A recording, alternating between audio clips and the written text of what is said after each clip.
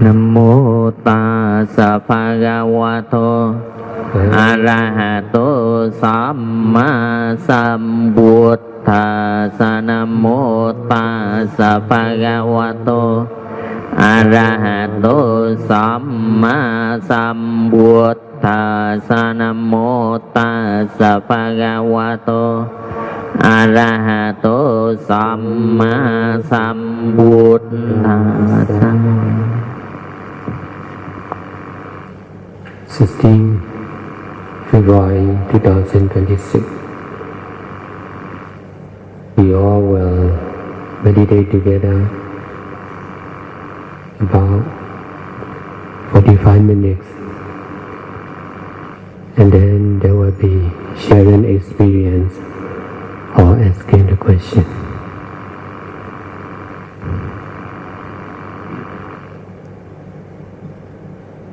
Hôm nay là ngày 16 tháng 2 năm 2026. Chúng ta sẽ cùng nhau hành thiền khoảng 45 phút và sau đó sẽ là thời khóa chia sẻ kinh nghiệm hoặc là câu hỏi.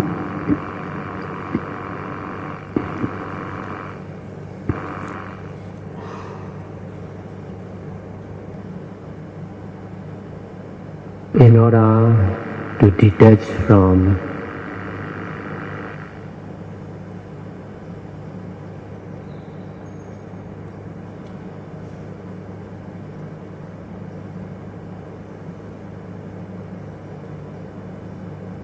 speaking of the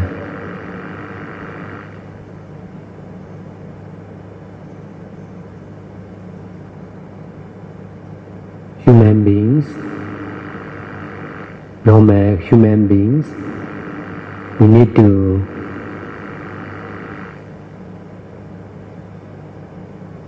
be mindful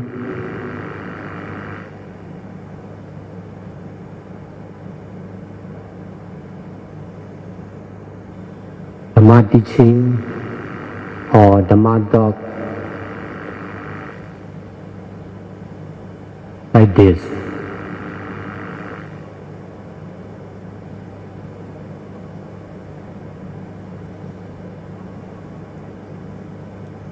The more we are mindful on Dhamma teaching like this,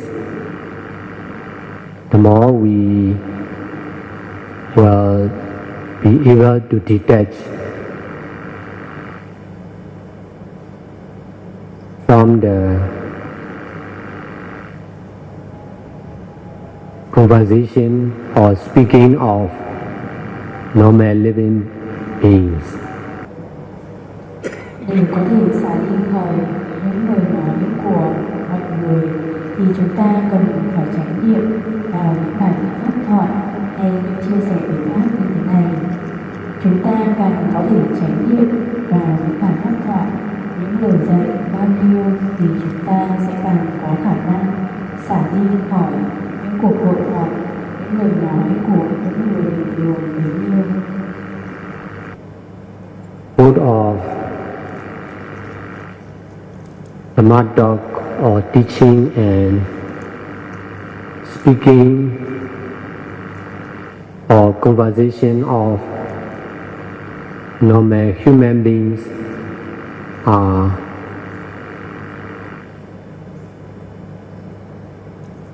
ever-changing, selfless, impermanent nature. With this right understanding, we should try to know the same truth of ever-changing, selfless, impermanent nature, concerned with both of Dhamma talk and speaking in the society. Cả những bài pháp thoại, những lời dạy hay những cuộc hội thoại của những người bình thường thì đều có bản chất vô thường, vô ngã, liên tục thay đổi. Với sự hiểu biết đúng đắn đó, chúng ta hãy cố gắng để biết về một sự thật, về bản chất vô thường vô ngã, liên tục thay đổi liên quan đến cả pháp thoại hay là những lời nói ở ngoài xã hội.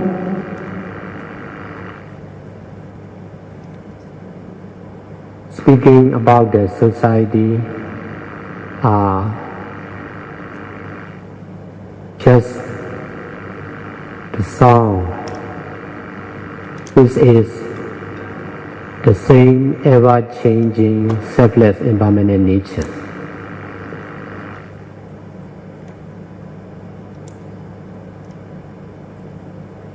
Pháp thoại hay những lời nói ở ngoài xã hội thì đều chỉ có một bản chất giống nhau, đó chính là bản chất vô thường, vô ngã, liên tục thay đổi. In this morning session, the main object of mindfulness is the sound of Dhamma teaching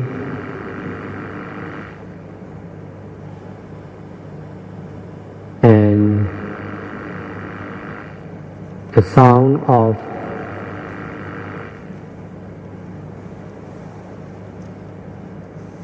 the big fan.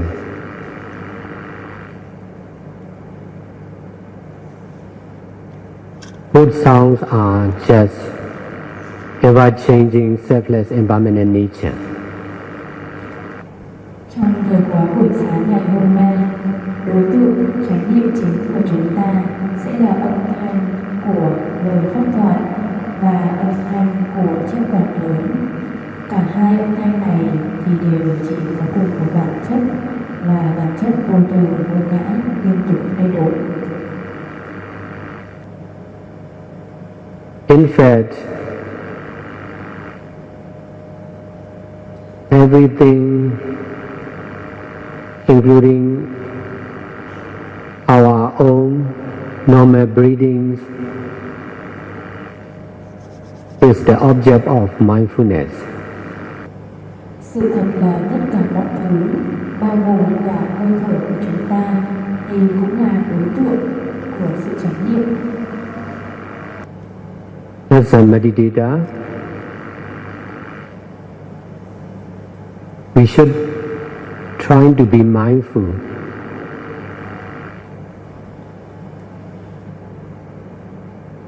all the objects, including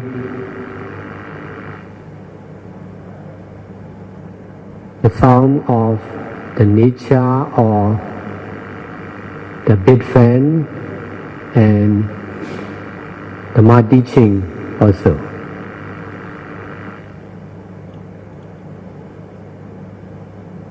Là một hành giả, một thiền sinh, chúng ta nên cố gắng để có thể trải nghiệm trên tất cả các đối tượng, bao gồm cả âm thanh của tự nhiên hay âm thanh của chiếc quạt máy hay lời giải pháp.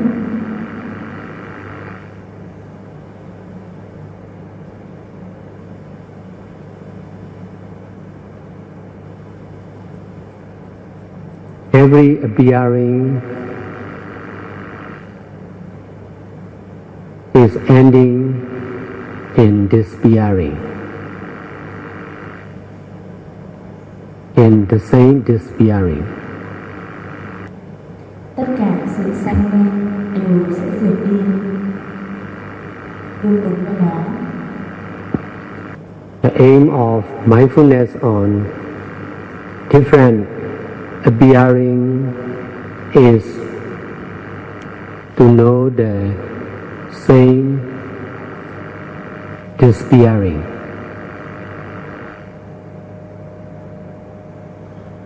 Mục tiêu của việc trải nghiệm trên những đối tượng sinh lên khác nhau chính là để biết về sự mất đi hay diệt đi của chính sự sanh lên đó.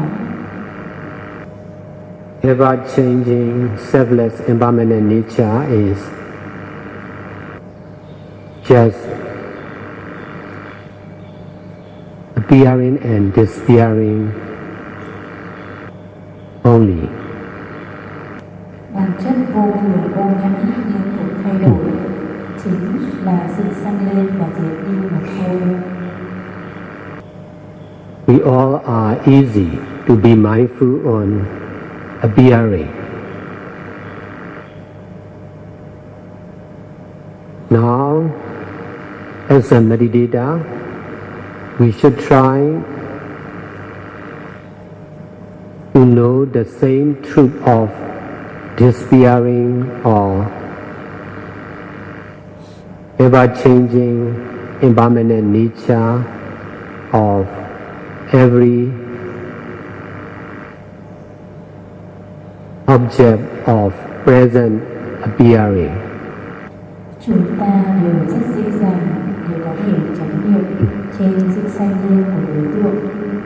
Giờ đây, khi là một hành giả, chúng ta nên cố gắng để có thể biết về cùng một sự thật đó, về khía cạnh diệt đi của nó, hay bản chất vô thường vô ngã, luôn thay đổi, hay những đối tượng sanh lên ngay trong thời điểm hiện tại.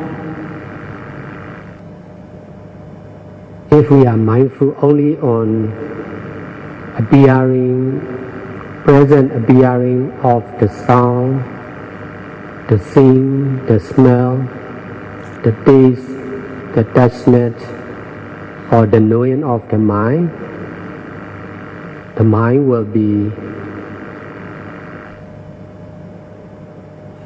more and more unstable and endure.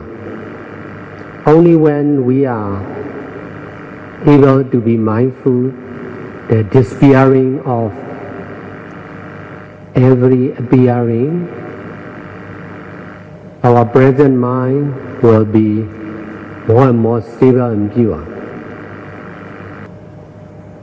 Nếu chúng ta chỉ chánh niệm trên sự sanh khởi của các pháp, sắc thanh hương vị xúc pháp trong thời điểm hiện tại, thì tâm của chúng ta sẽ càng trở nên không ổn định và không trong sáng thanh tịnh. Chỉ khi nào chúng ta có khả năng để chánh niệm trên sự diệt đi của những pháp đang sanh lên đó, thì tâm ở trong thời điểm hiện tại của chúng ta sẽ trở nên ổn định, bền vững và trong sáng. As a meditator, knowing about something is not important. Knowing about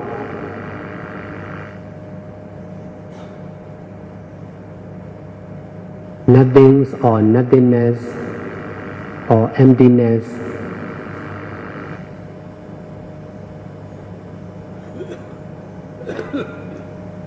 of present appearing or happening is more important.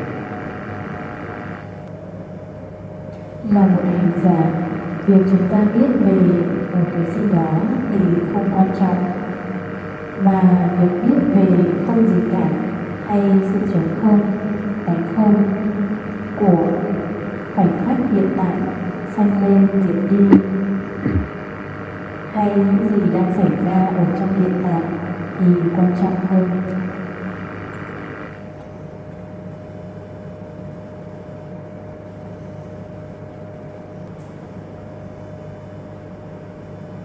Because of strong attachment on present appearing or happening,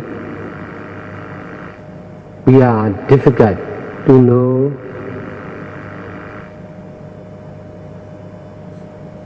the same truth of present disappearing or ever-changing selfless impermanent nature.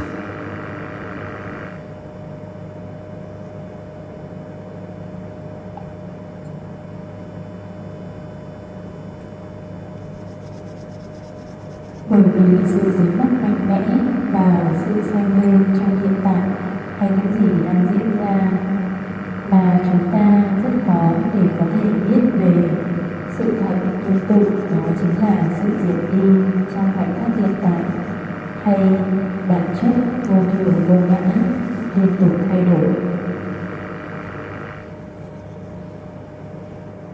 Both of appearing and disappearing are to be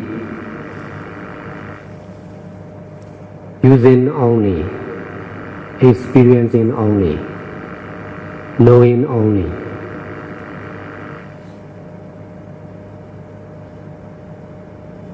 With detaching mind or detachment. Cả sự sanh lên hay diệt đi, sự xuất hiện và biến mất thì cũng chỉ để sử dụng mà thôi, để trải nghiệm mà thôi, chỉ để biết mà thôi, với tâm xả ly hay với sự xả ly. Rejecting and attaching use is wrong. No rejecting, no attaching, or using only is right. Sử dụng một cách chối bỏ hay dính mắc thì không đúng. Không chối bỏ, không dính mắc, hay chỉ sử dụng mà thôi mới là điều đúng đắn. Because of not understanding like this, we all are misusing, concerned with living beings and non-living beings.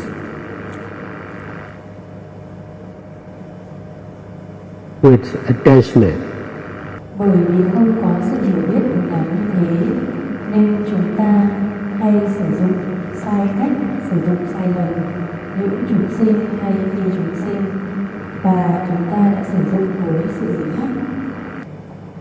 Attachment is the cause of suffering or dukkha for both of body and mind of all living beings.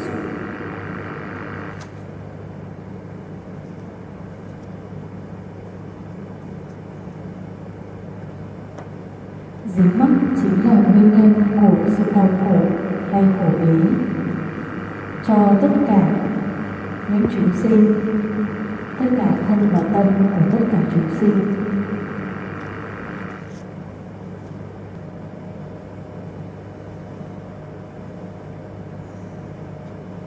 Detachment or non-attachment is the cause of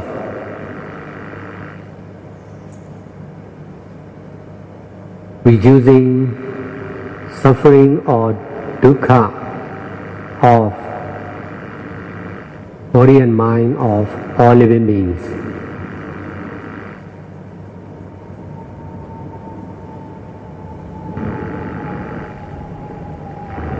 Sự xả ly hay không dính mắc chính là nguyên nhân để có thể giảm thiểu khổ đau hay khổ lý trên thân và tâm của tất cả các chúng sanh.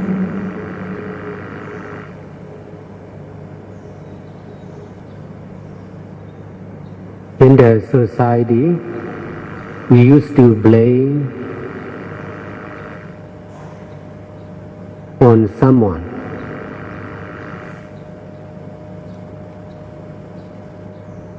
Our children or our parents or our government officer or our system of the politics.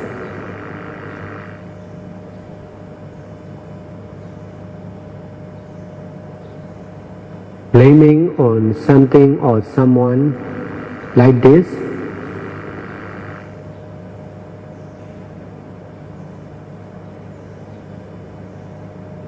will never end. It will continue blaming endlessly.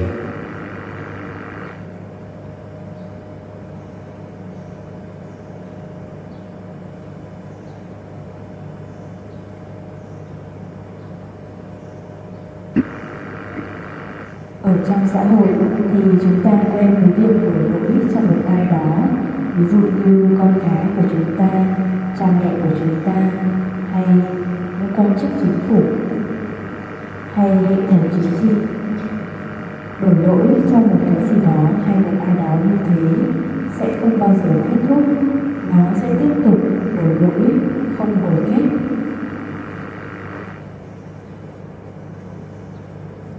By practicing mindfulness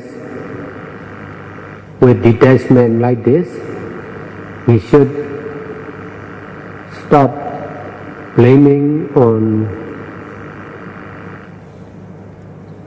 oneself or one person or one thing.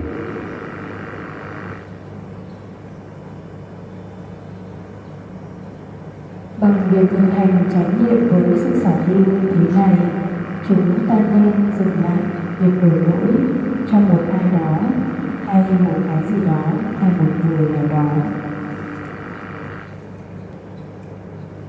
I have been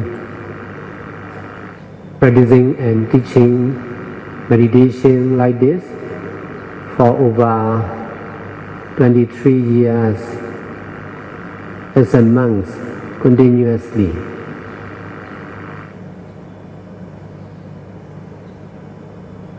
Tôi đã thực hành và dạy chánh niệm và xả ly như thế này trong suốt hơn 23 năm với tư cách là một vị sư một cách liên tục.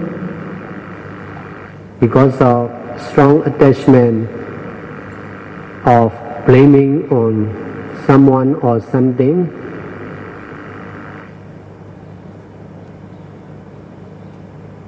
I have been receiving blaming on my teaching and on me by the meditators and people in the society. This is because of strong attachment on bad habit of blaming on the others or having bad views concerned with the others. Bởi vì sự dính mắc mạnh mẽ vào việc đổ lỗi cho một ai đó hay một cái gì đó, mà tôi đã nhận được rất nhiều lời phàn nàn về lời dạy của mình và cả bản thân tôi từ những người thiền sinh hay những người trong xã hội. Điều này là bởi vì sự dính mắc mạnh mẽ vào những thói quen xấu của việc đổ lỗi cho người khác và có cái nhìn xấu về những người khác. But in my sight, I am skillful to be mindful on despairing or ever-changing selfless impermanent nature of every bad view or comment of the others. That's why I'm able to continue teaching meditation and doing all kinds of good deeds for over many years, together with everyone. Nhưng ở phía của mình, tôi rất thiện xảo trong việc chánh niệm và sự biến mất hay bản chất vô thường vô ngã liên tục thay đổi về những cái nhìn xấu hay là những đánh giá phán xét của người khác. Vì thế mà tôi có khả năng để tiếp tục dạy, thiền và làm tất cả các loại thiện pháp như thế này trong rất nhiều năm với tất cả mọi người. Before I started practicing meditation, I myself the bad views on the others. That's why I have to pay back for the bad karma, the same bad karma of this life and previous life. Trước khi tôi thực hành thiền thì bản thân tôi cũng có những góc nhìn xấu về những người khác. Vì thế mà tôi phải trả cho những điểm xấu tương tự trong kiếp này hay những đời sống của những kiếp trước đây. The more you are doing good deeds, including practicing meditation, the more you will experience the bad views or wrong views from the others for sure. If you can detach, you must stop. You are doing good deeds. Khi bạn càng làm thiện pháp nhiều, bao gồm cả việc thực hành thiền, thì bạn sẽ trải nghiệm những góc nhìn xấu hay sự hiểu biết sai từ những người khác. Đây là điều chắc chắn. Nếu như bạn không thể xả đi thì chắc chắn bạn sẽ phải dừng lại với việc làm thiện pháp đó. If we are doing good deeds with a small group of people, there will be receiving small bad comment.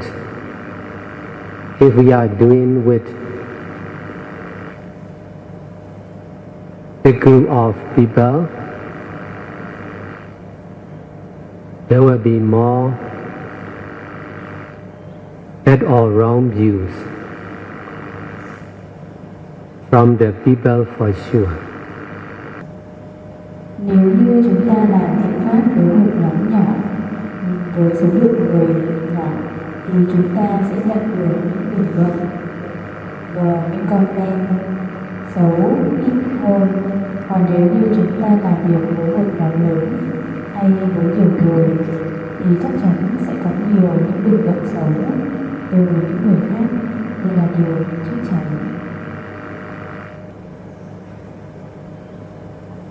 I have been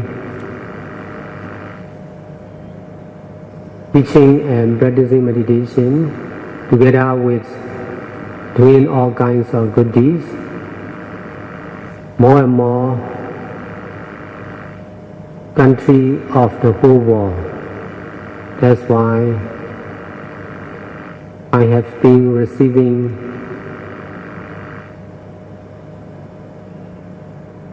more and more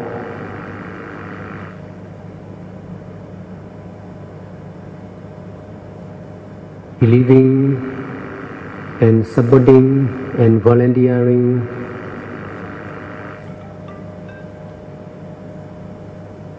together with more and more disbelieving and disturbing.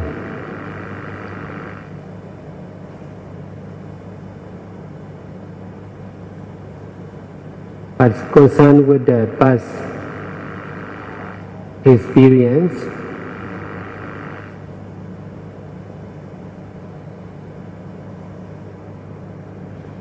facing with disturbing and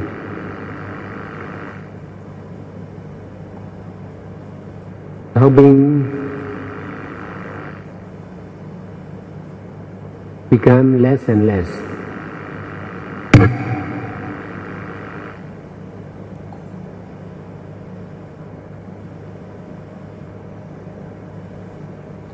Tôi đã thực hành và dạy thiền cùng với việc làm tất cả các loại thiện pháp ở nhiều quốc gia hơn trên thế giới.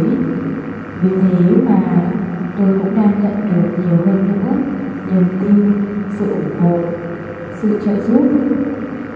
Nhưng bên cạnh đó cũng sẽ nhận được nhiều hơn những sự mất niềm tin, sự quấy nhiễu, nhưng liên quan đến so với những trải nghiệm quá khứ trước đây thì việc đối mặt với những sự quấy nhiễu này, những sự nghi ngờ này nó càng trở nên ít hơn. Doing good deeds limitlessly for long term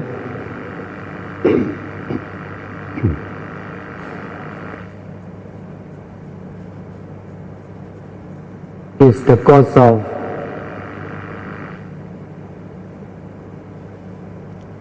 our present mind to be more and more stable and pure. In this way, the mind will be mindful more and more on good consequence. Besides, the present mind will be mindful less and less on bad consequence. Làm việc pháp không giới hạn và trong một thời gian dài chính là nhân của điều khiến cho tâm trí hiện tại của chúng ta trở nên vững chãi và trong sáng. Bằng cách này thì tâm trong hiện tại của chúng ta sẽ chánh niệm hướng về nhiều hơn những quả tốt và sẽ hướng về ít hơn để ý ít hơn đến những hệ quả xấu. All enlightened Buddhas guide us not to do bad, to do good and to purify the mind. Only when we are practicing meditation together with doing all kinds of good deeds by keeping precepts like this, we are sure to understand and reduce our physical power and mental action of bad deeds. And then we are sure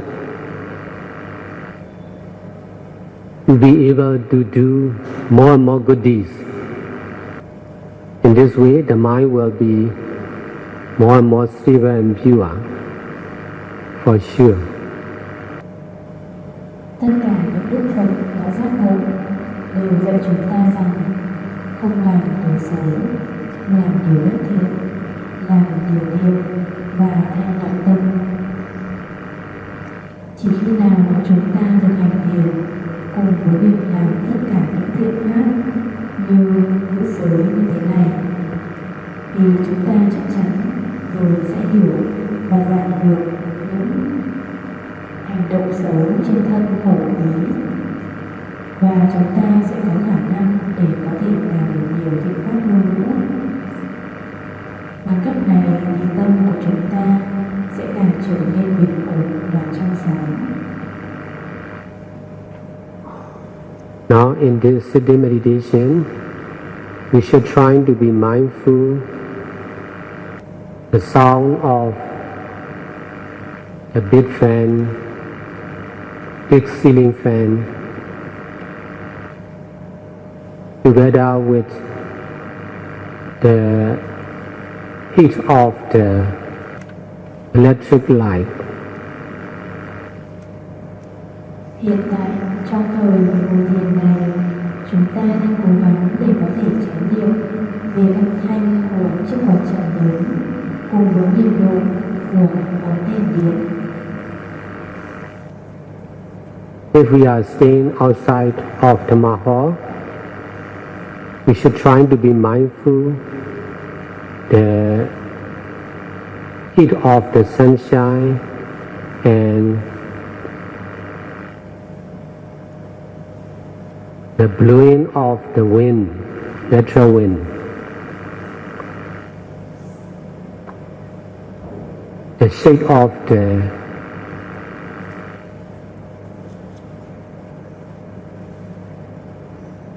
tree also.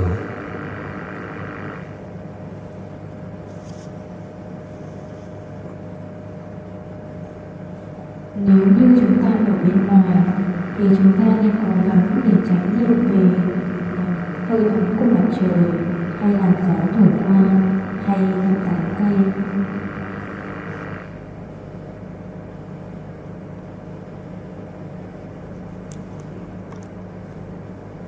But all these energies are just ever-changing, selfless, impermanent nature.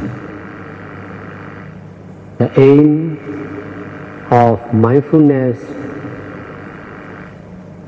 on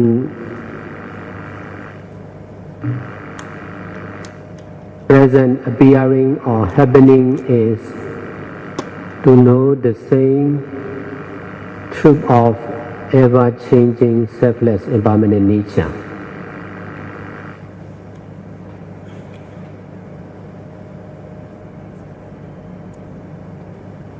Nhưng tất cả những loại năng lượng đó thì cũng chỉ là bản chất vô thường vô ngã liên tục thay đổi. Mục đích của việc chánh niệm trong khoảnh khắc hiện tại về những gì đang xảy ra ở hiện tại chính là để biết về sự vô thường, bản chất vô thường vô ngã liên tục thay đổi.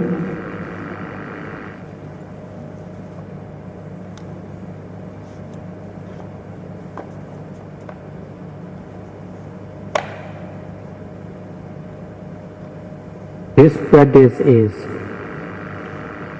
really helpful to detach from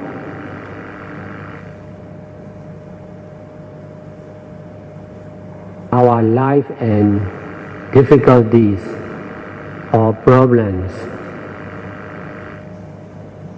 of ourselves as a human being.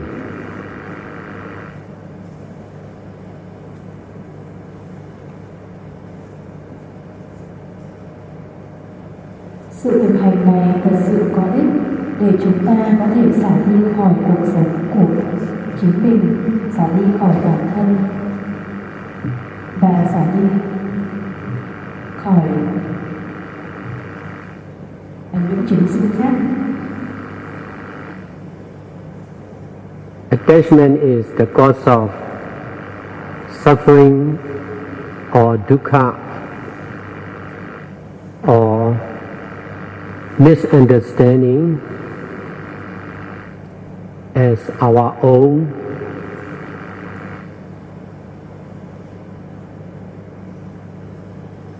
Problems or difficulties.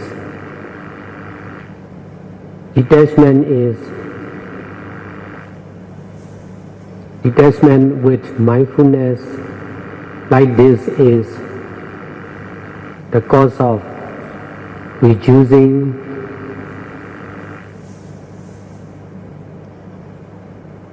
the suffering or dukkha and misunderstanding as our own.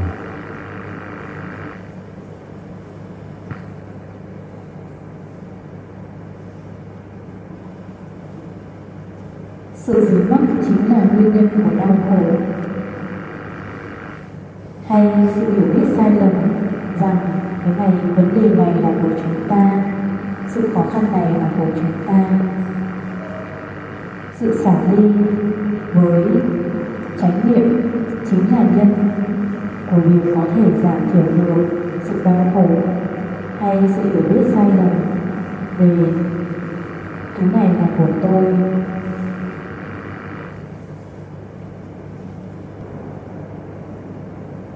Now we all are alive with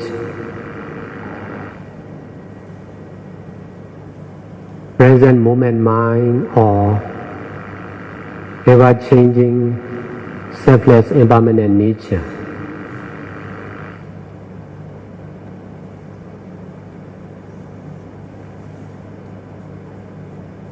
Bây giờ chúng ta đang sống với tâm trong khoảnh khắc hiện tại hay bản chất vô thường vô ngã liên tục thay đổi.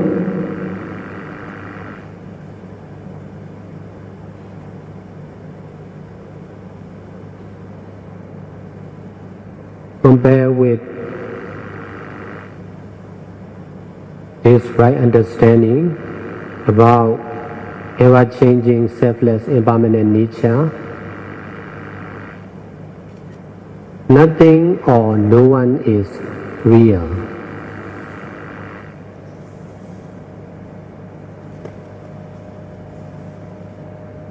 In this way, we can accept whatever good or bad happen in both of our body and mind.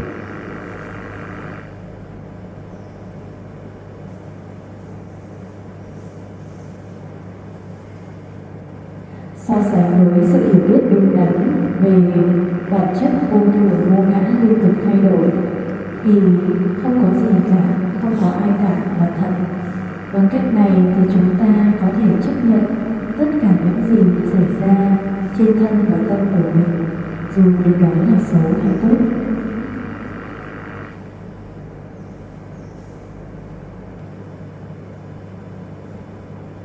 Now we are going to end the guided meditation. Before we end the teaching, we should turn off the light in order to be mindful the difference between turning on the light and turn off the light. When there is light, there will be heat. When there is no light, there will be coolness. Besides, we should turn off the ceiling fan also. Because of turning on the ceiling fan, there will be coolness together with the noise of the fan. If there is no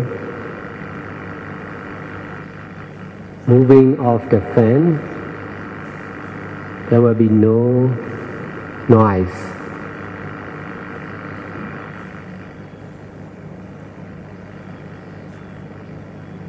And also no coolness of the fan.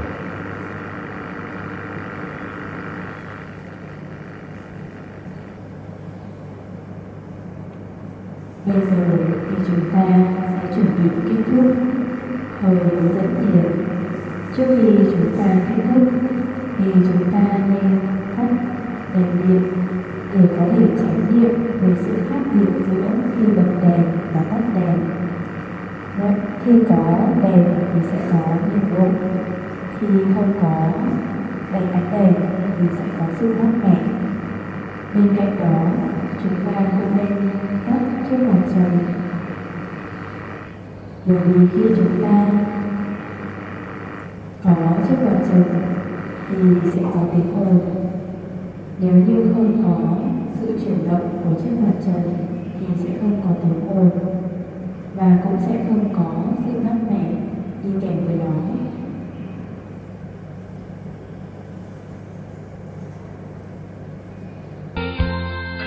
Khắp cùng pháp giới muôn loài chúng sanh, mẹ cha quyến thuộc gần xa,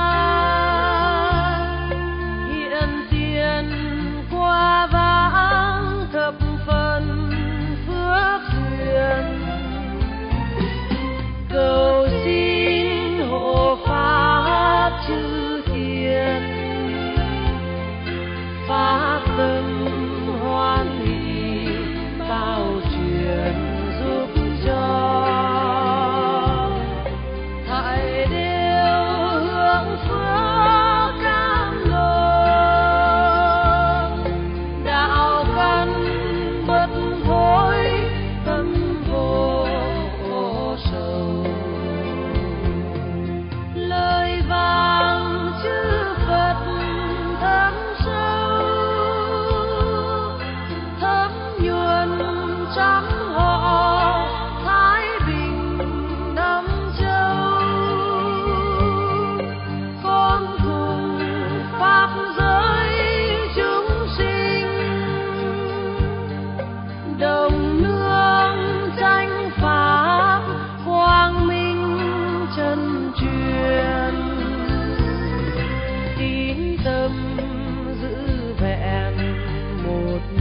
tâm